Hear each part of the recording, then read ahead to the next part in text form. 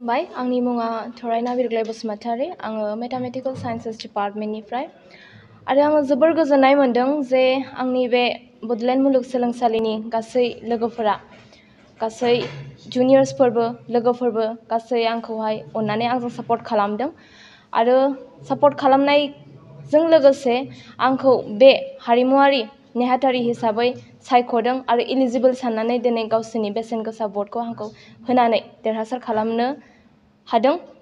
बिनि थाखाय रोजा रोजा साबायखर आरो बेजों लोगोसे मोनसे गोजोननाय मोनबावदों जे आङो अपोनेन्ट टीमजों थानानै जे आङो खामानिखौ मावलांनो मोनदों बिनि थाखाय आङो जोबोर गोजोननायबो मोनदों बेजों लोगोसे आरो आंनि जे हारिमुआरि नेहाथारि भटआव जे इलेक्शन गेलेदोंमोन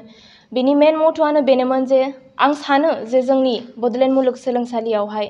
कालचारनि बिसयावहाय माने गोबां बेकवार्ड जानानै दं स' बे बेकवार्डखौ माने आङो फरवार्ड लाबोनो सानो जौगाहोनो सानो जोंनि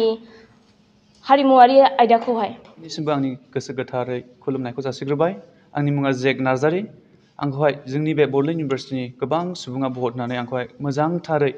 देरहासार जानो हानायनि थाखाय आं बयखौबो हामबाय होयो। बेजों लोगोसे जाय सुबुंफोरा एबा जाय केन्डिडेटफ्रा बिजाथि महरै गसंनानै जोंनि टीमनि नङाब्लाबो बिथांमोना बिजाथि महरै गसंनानै मोजांथार भट मोन्दोंमोनब्लाबो बिथांमोना देरहासार जानो हायाखिसै नाथाय बिथांमोना देरहासार जानो हायाखैमोनब्लाबो बिथांमोना गोबांथार सुबुंफोरनि गोसो मैखुनखौहाय बोनानैहाय गाव गावनि रोंगौथिखौ फोरमायनानै हाबाय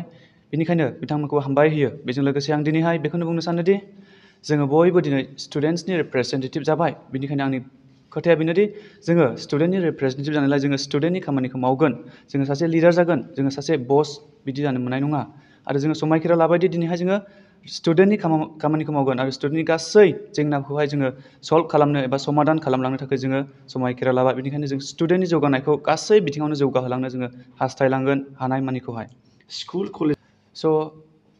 जोंनि कलेजफ्रावहाय गोबां समस्या दङ थारैनो बे सैथो बेल' नङादि कलेजफ्रावल' दङ नाथाय जोंनि इउनिभारसिटिनि गेजेरावनो दासिमाव जोंनि इउनिभारसिटियावनो जोंनि बड'लेण्ड इउनिभारसिटियावनो गोबां जेंनाफोर दं जाय जेंनाखौहाय जोङो दासिमबो जोंनि इउनियन बडियाबो दासिमबो मोजाङै गासैखौबो समाधान खालामनो हायाखै। गिबियावनो जोङो जोंनि इउनिभारसिटिनि गासैबो स्टुडेन्ट जेंनाफोरखौ जोङो समाधान खालामगोन बेनिफ्राय जोङो गासै कलेजफ्राव जानाय गासै जेंनाफोरखौ जोङो समाधान खालामनो जोङो गासैजोंबो जों गासै कलेजनि प्रिन्सिपालफोरजों लोगोसे गासै स्टुडेन्ट इउनियननि मेम्बार्सफोर गासै टिचिं स्टाफ आरो गासै नन टिचिं स्टाफ गासैजोंबो जयैनो लोगो लानानै जयैनो हेफाजाब होलांनो जों हानायमानिखौ जोंनि इउनियन बडिनिफ्राय जों हेफाजाब होलांगोन। आंनि मुङा खाम्फा नार्जारी आरो बे जानानै थांनाय इलेक्सनावहाय आङो एस ए प्रेसिडेन्ट बयजोंबो सायख'जानानै आं गोजोननाय मोनबाय आरो